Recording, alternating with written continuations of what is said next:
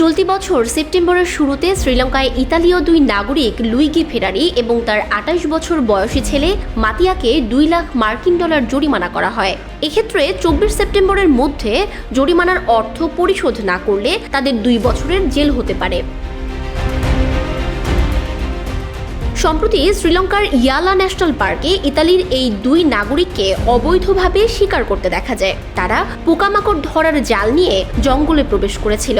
৯২ প্রজাতির প্রজাপতি সহ শত শত স্থানীয় পোকামাকড় মেডিসিন ব্যবহার করে শিকার করেছিল এবং তাদের রাসায়নিকভাবে সংরক্ষণের পরিকল্পনা করেছিল।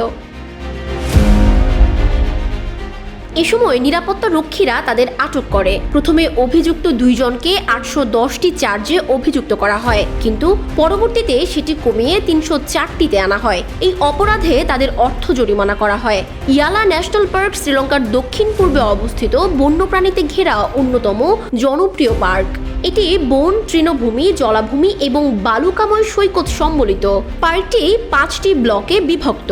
এই পার্ক দেখার জন্য ডিসেম্বর থেকে জানুয়ারি মাসে পর্যটকরা ভিড় করে, কারণ এ সময় সাইবেরিয়া থেকে হাজার হাজার মাইল উড়ে অতিথি পাখিরা এখানে আসে।